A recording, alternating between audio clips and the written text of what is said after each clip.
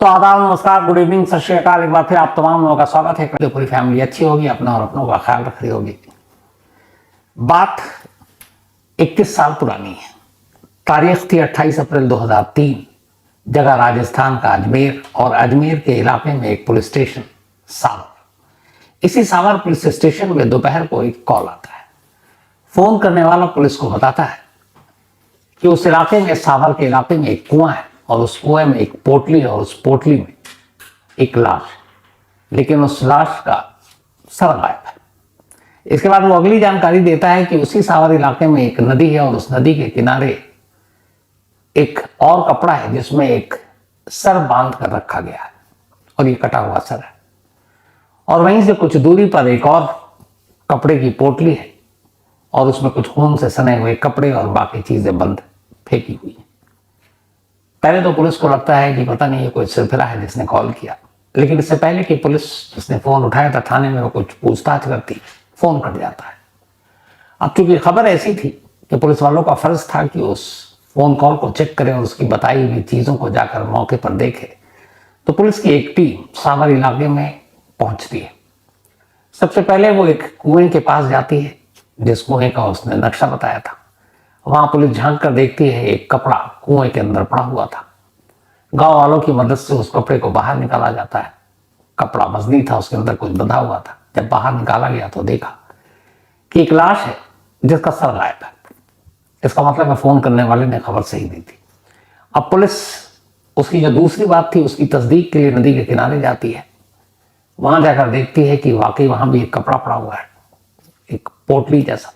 खोला जाता है तो उसमें एक सर मिलता है, लेकिन सर को देखकर पुलिस थोड़ी हैरान होती है, इसलिए कि उसका चेहरा जो था और सर के बाल बाकी चीजें, ऐसा लगा था किसी चीज से जलाने की कोशिश की गई है ताकि उसकी शिनाख्त ना हो।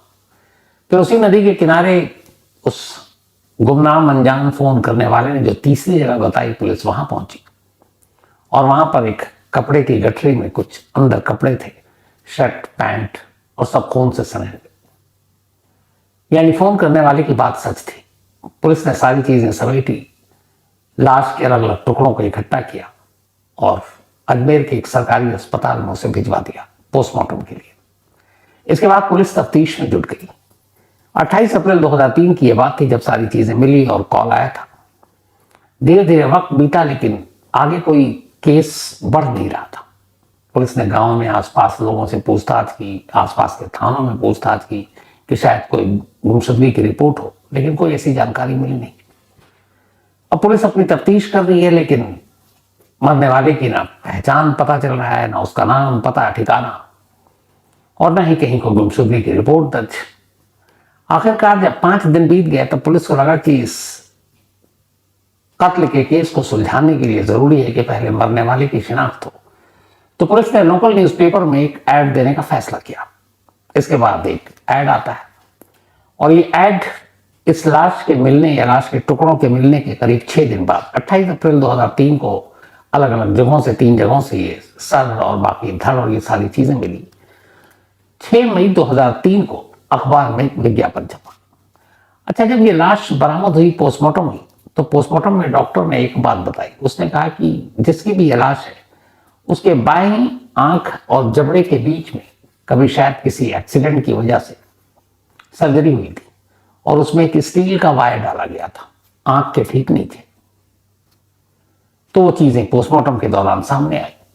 अब चूंकि चेहरा तो था नहीं, तो सिर्फ बगैर चेहरे के एक लाश की जानकारी देना उतना शायद कामयाब होता नहीं।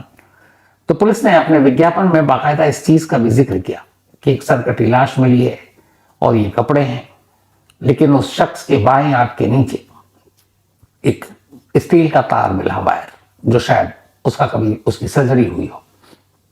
ये सारी जानकारी के साथ विज्ञापन दे दिया गया और पुलिस ने फिर पोस्टमार्टम के बाद उस लाश को एक लावारिस लाश के तौर पर अंतिम संस्कार कर दिया, लेकिन उसकी बाकी चीजें और तस्वीरें अपने पास सहेज कर रख ली। अब इधर विज्ञापन दे दिया गया और पुलिस इंतजार कर रही है कि शायद कोई आ गया। धीरे धीरे वक्त बीता। तभी इस अजमेर से बहुत दूर एक किशनगढ़ इलाका है, मार्बल के लिए फेमस है ये जगह। तो वहीं पर एक शख्स रहा करते थे जिनका एक बेटा मार्बल का बिजनेसमैन था, मार्बल का कारोबार करता था, और उनका नाम था दुर्गा प्रसाद। इत्तेफाक से दुर्गा प्रसाद की नजर उस अखबार के विज्ञापन पर पड़ी। इधर हो यह रहा था कि दुर्गा प्रसाद का एक बेटा जो मार्बल के कारोबार में था, जिसका नाम भवानी शर्मा था, वो पिछले कुछ दिनों से गायब था। लेकिन दुर्गा प्रसाद को यह नहीं मालूम था कि उनका बेटा गायब। उसकी वजह यह थी कि दुर्गा प्रसाद का ये बेटा भवानी शर्मा, इसकी शादी हो चुकी थी, पत्नी निधि शर्मा थी और 2 बेटे थे। शादी के कुछ वक्त बाद तक तो सब कुछ ठीक था, लेकिन फिर भवानी शर्मा अपनी पत्नी और दोनों बच्चों को लेकर अलग रहने लगा, और बाकी उसके जो दूसरे भाई थे, पिता माँ, वो अलग रहती थी। तो आमतौर पर आना जाना भी कम था। कभी कभार पिता अपने बेटे को फोन कर लेते या बेटा अपने पिता को फोन कर लेता, और दोनों एक दूसरे की खैरियत जान लेते। लेकिन इधर कई दिनों से फोन भी नहीं आया। फिर चूंकि उनका अपना मार्बल का बिजनेस था, तो वो गोदाम पे जाया करता था। वहां के पुराने जितने एम्प्लॉय थे वो दुर्गा प्रसाद को जानते थे कि वो उनके मालिक के पिता हैं। तो अक्सर वो उस गोदाम पे अपने पुराने कर्मचारियों से भी बात कर लिया करते थे। तो उन्होंने फोन करके एक दिन अपने बेटे की खैरियत जाननी चाहिए। तो गोदाम पे जो मुलाजिम था उसने बताया कि साहब, आपका बेटा यानी कि भवानी शंकर तो यहाँ आ नहीं रहे, कई दिन हो गए और ऐसा कभी नहीं हुआ था। लेकिन अब उनके पीछे में उनकी पत्नी निधि शर्मा लगातार गोदाम आ रही, और सारे वो जो बिजनेस है, जो डील होती है, जो खरीदने की चीजें होती हैं, तो वो सारे पैसे भी अपने साथ लेकर चली जाती हैं। तो एक तरह से पूरा कारोबार वही देख रही हैं। ये सुनकर दुर्गा प्रसाद को बड़ा अजीब लगता है, इसलिए कि बेटा गोदाम नहीं जा रहा और कहीं है नहीं, मोबाइल पर बात कर रहे हैं, मोबाइल बंद है। बहू के साथ उनके रिश्ते बड़े अच्छे थे नहीं। फिर भी जब उन्हें लगा कि कुछ सुराग मिल नहीं रहा, तो एक दिन उन्होंने अपने बेटे के घर पे फोन किया। उनकी बहू ने फोन उठाया, निधि ने। उन्होंने कहा कि भवानी कहाँ है, इधर कई दिनों से फोन नहीं कर रहा। तो निधि बताती है कि वो पता नहीं, बिना बताए भी कहीं चले गए, कुछ छोटा मोटा झगड़ा हुआ, उसके बाद वो गुस्से में निकल गए। तो उन्होंने पूछा कि तुम आजकल गोदाम जा रही हो, तुमने बताया नहीं। उन्होंने कहा कि अब वो है नहीं तो मैं क्या करूं, तो इसीलिए मैं जा रही हूं। थोड़ी देर तक तो यही लगा दुर्गा प्रसाद को कि शायद पति पत्नी में झगड़ा हुआ। अक्सर ऐसा चीजें होता, पहले भी झगड़ा हुआ था, तो ऐसी कोई बात नहीं है। लेकिन 6 मई 2023 को अचानक जब वो घर पर थे और अखबार उनके घर पर आया, अखबार पढ़ते पढ़ते उस पुलिस के विज्ञापन पर उनकी नजर पड़ी। उन्होंने जब उस विज्ञापन को पढ़ा तो एक चीज ने उन्हें चौंका दिया, और वो ये कि एक लावारिस लाश मिली है, जिसका सर अलग धड़ अलग, कुएं से धड़ मिला, सर तालाब के किनारे। और इस लाश की शिनाख्त नहीं है, चेहरा चूंकि जला हुआ है, लेकिन उसकी बाईं आंख के नीचे एक स्टील का वायर मिला है, जो शायद किसी सर्जरी के दौरान उसको लगाया गया था। जैसे ही उन्होंने विज्ञापन में इस वायर की बात पढ़ी, अचानक उनका दिल जोर से धड़कने लगा। उसकी वजह यह थी कि दुर्गा प्रसाद के बेटे भवानी शर्मा के करीब 11 साल पहले एक रोड एक्सीडेंट में जबड़ा टूट गया था और बाईं आंख के नीचे चोट लगी थी। तो डॉक्टरों को वहां दिखाया गया राजस्थान में। उन्होंने दिल्ली रेफर किया, दिल्ली के सर गंगाराम अस्पताल में एडमिट किया गया और वहां सर्जरी हुई। और उस सर्जरी के दौरान वही एक स्टील का वायर उसे लगाया गया था। अब विज्ञापन में यही बात थी। उन्हें लगा कि उनका बेटा गायब है, कहीं ऐसा तो नहीं है कि उसी की लाश थी। वो बुरी तरह घबरा गए। उन्होंने फौरन अपने बाकी बेटों को खबर दी और कहा कि इस अखबार में जो पुलिस ने विज्ञापन दिया है, ऐड दिया, उसको पढ़ो। फिर उन्होंने फौरन अपनी बहू निधि शर्मा को फोन किया और उन्होंने कहा कि एक ऐसे ऐसे ऐड आया और जो हुलिया उसमें बताया जा रहा है, सारी चीजें भवानी से मिलती है, ऊपर वाला ना करे ऐसा हो। तो काम करते हैं, सभी फौरन पूरे परिवार के लोग चलते हैं अजमेर के उस पुलिस स्टेशन में, सावर पुलिस स्टेशन में, जहां पे ये लाश जिस पुलिस ने बरामद की थी और जिनके जरिए ये अखबार में ऐड दिया गया। सारे बेटे, उनकी बहुएं पहुंच गई, उनकी बेटियां पहुंच गई, लेकिन निधि नहीं आई। अब ये बड़ी अजीब बात थी कि जिस महिला का पति गायब है, पुलिस एक ऐड दे रही है, ससुर उनको बता रहा है और पूरा परिवार अब किशनगढ़ से वहां उस अजमेर के उस पुलिस स्टेशन में सावर में जाने की तैयारी कर रहा है और खबर देने के बाद भी निधि आई नहीं। तो क्या वजह हो सकती है? खैर, दुर्गा प्रसाद ने कहा कोई बात नहीं, वो नहीं आ रही, हम ही लोग चलते हैं, उसको रास्ते से पिक कर लेंगे। ये लोग निकलते हैं और फिर निधि के घर पहुंचते हैं, यानी वो अपने बेटे के, और उसके बाद वो निधि को पिक करके और पूरा परिवार अलग अलग गाड़ियों में अजमेर के सारा पुलिस स्टेशन में पहुंचता है। जब वहां वो जाते हैं तो पुलिस वाले उनसे पूछताछ करते हैं, तो बताते हैं कि हमारे बेटे की भी सर्जरी हुई थी और एक स्टील का वायर लगा था बाई आंख के नीचे। लेकिन पुलिस वाले कहते हैं कि ये सिर्फ एक चीज तो काफी नहीं है। तो उन्होंने कहा कि देखिए, जहां तक मुझे पता है, जिस डॉक्टर ने दिल्ली के सर गंगाराम अस्पताल की ये सर्जरी की थी, मैं उनका नाम और नंबर आपको दे रहा हूं, आप उनसे बात कीजिए।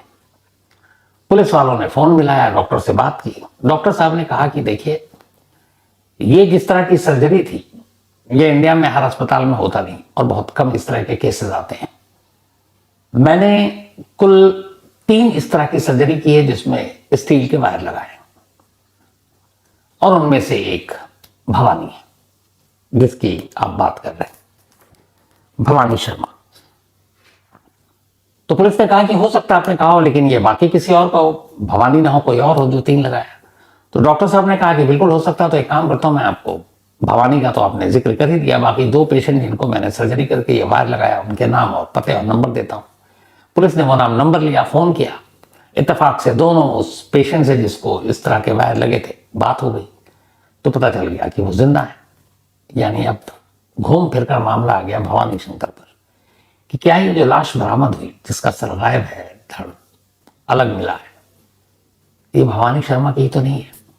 अब चूंकि अंतिम संस्कार हो चुका था, सिर्फ तस्वीरें थी और पूरा परिवार अब वहीं पर है, और परिवार को अब लग चुका कि जिस चीज का उन्हें डर था शायद वही हो रहा है, ये लाश भवानी की है। तभी पुलिस वालों ने कहा कि चलिए, लाश के साथ हमने उस मौके से मिले कपड़ों को भी संभाल कर रखा है, क्योंकि केस प्रॉपर्टी है, तो मैं आपको दिखाता हूं, शायद और कंफर्म हो जाए कि ये भवानी की ही लाश है। तो पुलिस स्टेशन के मालखाने से एक पुलिस वाला एक पोटली लेकर आता है। कपड़े जो है उस पोटली के अंदर से, ऊपर से वो कपड़ा दिख नहीं रहा अभी, वो सारे कपड़े उसके अंदर है। बुलाकर रखा गया टेबल पर, और अभी खोला जाना है। उसके बाद पता चलेगा कि अंदर जो पैंट शर्ट है उसको देखकर वो पहचान सकते हैं कि नहीं।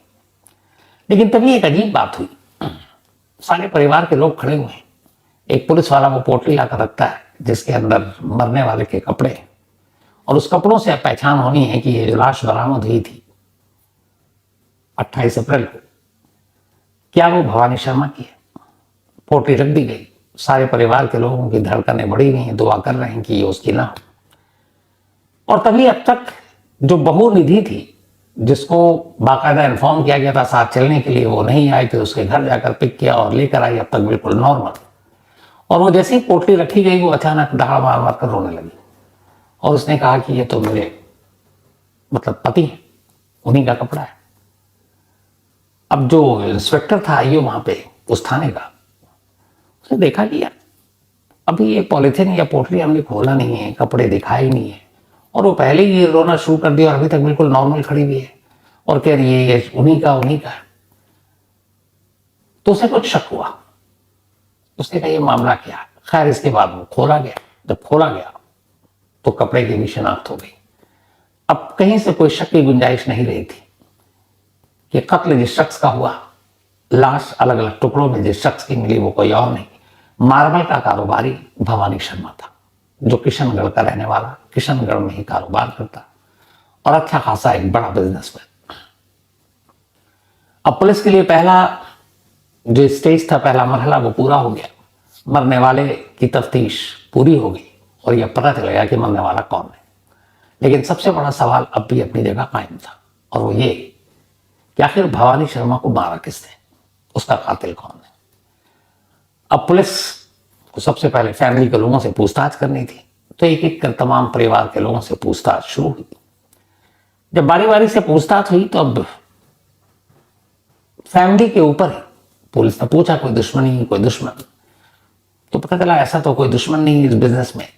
फैमिली एक दूसरे पर यह इल्जाम लगाना शुरू कर देती है।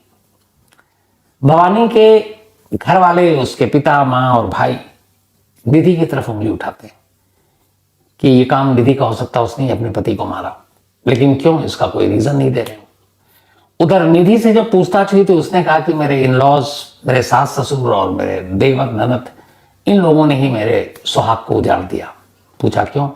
तो उसने कहा कि वो लोग मेरे पति के बिजनेस को हड़पना चाहते थे। तो कुल मिलाकर परिवार में एक दूसरे पर इल्जाम लगाए जा रहे हैं, लेकिन इस इल्जाम के साथ कोई पुख्ता सबूत नहीं मिल रहा है। अब पुलिस मामले की तफ्तीश कर रही है। उसने फैमिली के हर कैरेक्टर को खंगालने का फैसला किया। धीरे धीरे वक्त बीता, हर एक के बारे में रेकी की, हर एक के बारे में जानने की कोशिश की कि कौन क्या करता है, कितने पैसे किसके पास हैं, किसकी किससे दुश्मनी थी, लेकिन कोई क्लू नहीं मिल रहा था। इधर निधि का रो रो कर बुरा हाल, पुलिस वालों की भी हमदर्दी, 2 छोटे छोटे बच्चे, और जिस बेरहमी से मारा गया था भवानी को वो अलग। तो खैर तफ्तीश होती रही और कोई नतीजा निकला नहीं। अब पुलिस ने जब हर एक कैरेक्टर की जांच शुरू की तो जो इन-लॉज की तरफ के लोग थे वहां से कोई ऐसी एक भी चीज नहीं मिली जिससे उन पर शक जाए। अब जब निधि और उसकी फैमिली की तफ्तीश शुरू की तो पुलिस वालों को कुछ अजीब अजीब बातें पता चली। असल में पुलिस को तफ्तीश के बाद एक डायरी मिल गई। जब उन्होंने घर में कुछ चीजें छानबीन भी की तो एक डायरी मिली भवानी की। भवानी को डायरी लिखने का शौक था, तो उसने उस डायरी में अपनी और अपनी पत्नी के रिश्तों के बारे में अक्सर लिखा था कि आज मेरा झगड़ा हुआ, एक दिन गुस्से में निधि ने मुझसे डिवोर्स मांगा, एक दिन जबरदस्ती उसने मुझसे कहा कि नहीं कोर्ट चलो, वकील से मिलते हैं, डिवोर्स लेते हैं, हम अलग रहते हैं, एक दूसरे के साथ नहीं रह सकते। ये सारी बातें फिर वो लिखता कि मैंने उसको मनाया, फिर वो वापस आ गई। फिर एक दिन झगड़ा करके वो घर में बच्चों को दोनों छोड़कर मेड के हवाले करके चली गई। इधर उधर ढूंढ रहा था, 11 बजे आई। एक जगह डायरी में लिखा कि वो अक्सर घर से गायब हो जाती है और बहुत देर रात तक लौटती है। तो ये सारी जो डायरी में उसने लिखा ये सब कहानियां थी उसकी और उसकी पत्नी के रिश्तों की। लेकिन उस डायरी से कहीं ये कोई सुराग और सबूत नहीं मिला कि मामला इस हद तक जाएगा कि कत्ल हो जाए। तो पुलिस के हाथ वहां भी खाली। अब पुलिस के पास शक के घेरे में तो बहुत लोग थे, लेकिन सबूत और मोटिव नहीं था कि क्या किया जाए। पुलिस तफ्तीश करती रही। फिर अचानक एक रोज पुलिस ने पाया कि जो निधि है, जब भी उससे पूछताछ होती है तो उसका एक भाई है और वो भाई अक्सर निधि के साथ ही खड़ा हो जाता है, और जब पुलिस उससे कुछ इधर उधर के सवाल करती तो वो बीच में टोकना शुरू कर देता। अब पुलिस ने भी चाल चली। पुलिस ने अब निधि, उसके भाई, निधि के पेरेंट्स, इन सब के बारे में उनके मोहल्ले के लोगों से पूछताछ शुरू की। इधर भवानी के माँ बाप से पूछताछ शुरू की, जो काम करते थे मेड उनसे पूछताछ शुरू की, जो गोदाम में काम करते थे उनसे पूछताछ शुरू की। तो जब ये सारी तफ्तीश हुई और पुलिस ने खामोशी से अपनी इन्वेस्टिगेशन को पूरी की तो एक सच्चाई सामने आया, और वो ये कि भवानी और निधि के रिश्ते पिछले कुछ सालों से खराब थे। और उसकी वजह ये थी कि निधि को भवानी के ऊपर शक था कि उसके किसी और के साथ अफेयर है, और उससे भी ज्यादा निधि को ये डाउट था कि आज या कल कभी शायद भवानी अपने भाइयों को, अपने पिता को ये सारा बिजनेस उनके साथ मिलकर करे या उनको दे दे। तो ये सारी चीजें हड़प लेंगे वो लोग। ये पता नहीं उसके दिमाग में कहीं से आ गया, और वो चाहती थी कि ये बिजनेस सारा उसके नाम पे कर दिया जाए। इसी बात को लेकर बात इतनी बार जो लड़ाई हुई, उसमें एक जगह डायरी पे एक जगह उसने लिखा था, वो ये था कि निधि को मेरा घर जाना, मेरे माँ बाप से मिलना पसंद नहीं था, और मैं जब भी अपने पेरेंट्स से या अपने भाइयों से मिलकर लौटता तो वो मुझसे झगड़ा करती थी। तो जब इस बारे में घर वालों से पूछताछ हुई तो पता चला कि हाँ, वो बहुत कम आता था, और आता तो बड़ी खामोशी से आता था, क्योंकि उसकी बीवी को यह पसंद नहीं था कि वो अपने माँ बाप के घर जाए, अपने भाइयों से मिले, और उसको लेकर अक्सर झगड़ा होता था। अब इन सारी सच्चाइयों को जानने के बाद पुलिस को एक ही शक और एक ही शख्स पर शक, और वो थी निधि। लेकिन निधि से जितनी बार भी पूछताछ करें वो सारी चीजें घुमा दे। निधि के खिलाफ डायरेक्ट कोई एविडेंस नहीं कि पुलिस उस पर हाथ डाले, क्योंकि फिर ये होता है कि जिस शख्स या जिस महिला के पति का कत्ल हुआ है उसके कातिल को पकड़ने की बजाय पुलिस उसकी बेवा, उसकी विधवा को ही तंग कर रही है, और जिस इलाके जहां का ये मामला था वहां ये चीजें बहुत बड़ी हो जाती हैं। तो पुलिस को बड़ा फूंक फूंक कर कदम उठाना पड़ रहा था। लेकिन तमाम तफ्तीश के बाद कोई और सुराग और सबूत मिला नहीं, और पुलिस को अब यकीन हो गया कि इस कत्ल के पीछे कहीं ना कहीं या तो निधि का हाथ है या निधि को इस कत्ल की साजिश की जानकारी है। तो एक रोज, क्योंकि निधि से लगातार पूछताछ होती रही, अब निधि एक महिला थी और साथ में बेवा भी, तो पुलिस ने अपनी चाल बदली।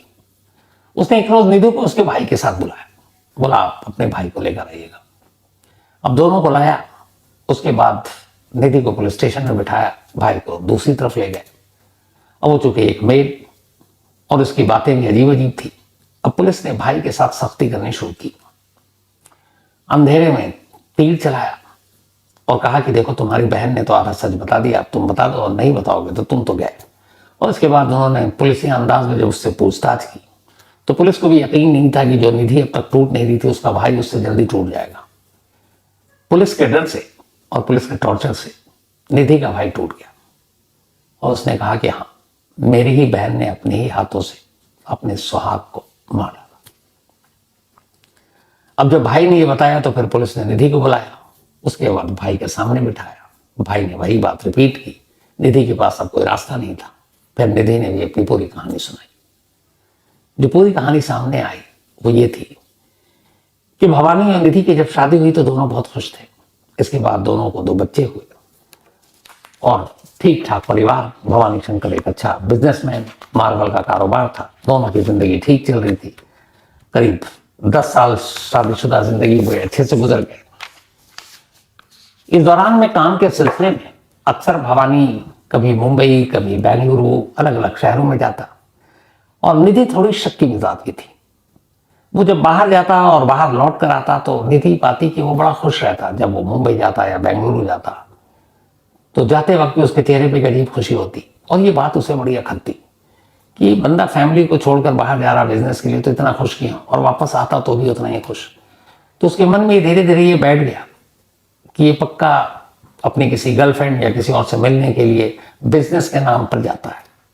यहीं से शक धीरे धीरे बढ़ने लगा और पति पत्नी के रिश्ते खराब होने लगे। फिर अचानक इन जो रिश्तों के अलावा उसे यह था कि उसका पति अपने पेरेंट्स, अपने भाइयों के साथ बहुत ज्यादा नजदीकी है उसकी। तो उसे लगता था कि कहीं ये सारा बिजनेस वो लोग हड़प ना लें। तो उसने फिर दबाव बनाना शुरू किया और इस बात को लेकर झगड़ा होना शुरू हुआ कि तुम अपने घर वालों से दूर रहोगे।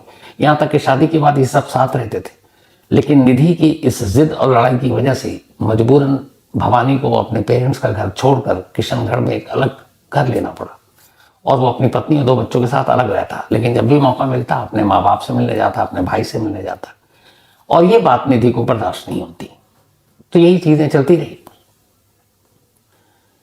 जब ये बात चलती रही तो इसी दौरान में निधि ने एक बार उससे कहा कि ये सारा जो बिजनेस है तुम मेरे नाम कर दो। उसने कहा कि तुम कैसी बातें कर रही हो, और निधि को यह था कि इसकी कोई गर्लफ्रेंड है, ये शायद दूसरी शादी कर ले या फिर अपने घर वालों के पास लौट जाए और घर वालों के साथ बिजनेस करने लगे।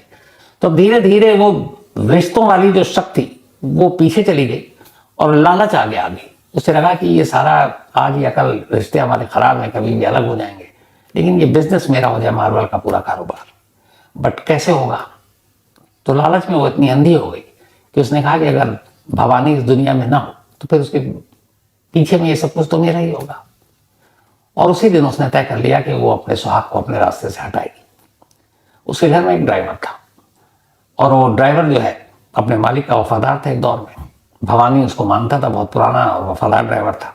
उसने उसे यहां तक कि गाड़ी लोन पर लेकर दी थी। उसी ड्राइवर के साथ निधि ने साजिश रची। उसने उसे लालच दिया कि देखो जो गाड़ी तुमको लोन पर लेके दिया, तुम्हें लोन चुकाने की जरूरत नहीं, वो सारे पैसे मैं भर दूंगी और उसके अलावा तुम्हें और पैसे दूंगी और तुम माला माल हो जाओगे, बस मेरा एक काम कर दो। धीरे धीरे उसे भरोसे में लिया और उसे पूरी साजिश बताई। उसने कहा कि तुम्हें मेरे पति का कत्ल करना है, पर मैं भी मदद करूंगी। इसके बाद एक रोज 2003 अप्रैल का महीना और ये 27 अप्रैल की रात भवानी घर आया। उसे निधि ने जूस दिया। जूस में नींद की गोलियां थी। जूस पीते ही वो लगभग नींद के आगोश में चला गया। उसने कॉल करके अपने ड्राइवर को बुलाया। ड्राइवर आया। निधि और उसके ड्राइवर ने मिलकर लोहे के रॉड से उसके सर पर वार किया। फिर जब उसे यकीन हो गया कि मर गया तो उसकी लाश को लेकर बेसमेंट में गए। बेसमेंट में ले जाकर वहां उन्होंने उसकी लाश को पहले जलाने की कोशिश की, लेकिन फिर उन्हें लगा कि धुआं और ये सारी चीज़ें फैलेंगी, लोगों को पता चल जाएगा, तो उन्होंने फिर उस आइडिया को छोड़ दिया। उसके बाद भवानी के सर को अलग कर दिया धड़ से, सर लेकर छत पर पहुंचे। छत पर एक गैस पर रखकर उस सर के चेहरे को उन्होंने जला दिया और फिर उस सर को अलग पैक किया, धड़ को अलग पैक किया, खून साफ किया और कार में लेकर उसी रात दोनों लाश को लेकर किशनगढ़ के लिए निकल गए। उनका इरादा था ले जाकर नदी में सब कुछ फेंकना ताकि नदी के बहाव में कहीं और चला जाए, लेकिन रास्ते में उन्हें 2 जगहों पर नाकों पर पुलिस दिखाई दे गई। चूंकि मन में चोर था, पुलिस को देखकर डर गए, तो इसीलिए पास के ही एक नदी के किनारे जाकर उन्होंने पहले सर फेंक दिया। उन्हें यह था कि चेहरा तो जला दिया है, मिल भी जाए तो शिनाख्त नहीं होगी, और जो धड़ था उसको एक कुएं में डाल दिया। वो कुआं भी सुनसान जगह पर था। जो बाकी कपड़े थे वो भी उन्होंने फेंक दिए और फेंक कर चले गए। लेकिन ये सारी चीजें शायद छुपी रहती। एक अनजान और गुमनाम शख्स ने पुलिस को फोन कर दिया। आज की तारीख में भी जो अजमेर के उस पुलिस स्टेशन में जिस शख्स ने फोन किया था वो कौन था ये पुलिस को नहीं मालूम। पुलिस ने कोशिश भी की, लेकिन उस शख्स का पता नहीं चला जिसने इस केस की मुखबिरी की थी। कौन हो सकता है वो, ये भी पता नहीं। तो खैर, इन सारे बयान के बाद पुलिस ने मामला दर्ज किया, ड्राइवर और निधि को गिरफ्तार किया। उसके बाद मामला अदालत में पहुंचा। साल भर के अंदर लोअर कोर्ट ने अपना फैसला सुनाया। 30 जुलाई 2004 यही वो तारीख थी। कोर्ट ने निधि शर्मा और उसके ड्राइवर को उम्र कैद यानी लाइफ इंप्रिजनमेंट की सजा सुनाई। दोनों इस फैसले के खिलाफ हाईकोर्ट पहुंचे। हाईकोर्ट ने भी लोअर कोर्ट के फैसले को बरकरार रखा। हाईकोर्ट के बाद दोनों सुप्रीम कोर्ट पहुंचे। सुप्रीम कोर्ट ने भी उनकी उम्र कैद की सजा को बरकरार रखा। लेकिन चूंकि ये 2003-04 की बात है, उसके बहुत बाद जाकर उम्र कैद की सजा में हमारे यहाँ बढ़ोतरी हुई। अब तो कई बार उम्र कैद मतलब पूरी उम्र कैद हो जाती है, कई बार 20 साल लिखा जाता है। उस वक्त 14 साल की उम्र कैद हुआ करती थी। तो निधि और ड्राइवर दोनों ने उम्र कैद की सजा काटी। उधर उनकी गैर हाजिरी में चूंकि निधि ने अपने हाथ से अपने सुहाग को उजाड़ दिया था, मां जेल जा चुकी थी, दोनों बच्चे अनाथ थे। दोनों बच्चों के उनके दादी दादा ने पाला, दोनों बड़े हुए, उन्हीं के साथ रहे। 14 साल की सजा काटने के बाद 2017 के आखिर या 18 के शुरू में निधि और ड्राइवर आजाद हो गए, क्योंकि उन्होंने सजा पूरी कर ली। उसके बाद आजाद होकर निधि वापस आती है और वहीं किशनगढ़ में एक घर लेती है, वहां रहती है। कहानी यहां खत्म नहीं होती। वहां रहने के बाद अब भी उसके मन से अपने पति की उस जायदाद को हासिल करने का जो लालच था वो जाता नहीं है। वो अपने दोनों बच्चों से अब लड़ती है। उस प्रॉपर्टी, उस जायदाद, उस बिजनेस को हड़पने के लिए जैसे उसने खुद पैदा किया था। लेकिन दोनों बच्चों ने जो कुछ देखा, बड़े हुए, दादा दादी ने पाला, उन्हें अपनी माँ की पूरी कहानी मालूम कि वो उसकी माँ थी जिसने उसके बाप का साया उसके सर से छीना है। तो दोनों बच्चों को अपने माँ से नफरत है। माँ ने पहले दोनों बच्चों पर भी डोरे डालने की कोशिश की, पर वो करीब नहीं आए। वो अपनी माँ से मिलना क्या, उनको देखना भी नहीं चाहते हैं। लेकिन फिर उसने अब कुछ केस किया जायदाद और बिजनेस को लेकर हड़पने के लिए, लेकिन वो एक सजा याफ्ता कैदी थी, तो वो केस कहीं ठहरा नहीं। लेकिन जो जानकार हैं और करीब से जानते हैं इस फैमिली को, उनका कहना है कि अभी कुछ वक्त पहले तक भी निधि शर्मा उस जायदाद के पीछे पड़ी थी जिस जायदाद के लिए उसने अपने पति का कत्ल कर दिया। इस दुनिया में कैसे कैसे लोग हैं। और कमाल देखिए उस दौलत का क्या, उसके अनमोल दौलत पे उसके 2 बच्चे थे, और वो 2 बच्चे वो जो अपनी माँ को देखना तक नहीं चाहते। कोई भी बच्चा शायद ना देखना चाहे जिस माँ ने अपने ही पति को अपने ही हाथों से मार डाला और अपने बच्चों को यतीम कर दिया। लेकिन माँ का लालच अभी तक नहीं भरा, और जो असली दौलत थी 2 बच्चे, उससे भी वो दूर है। तो ये थी आज की कहानी।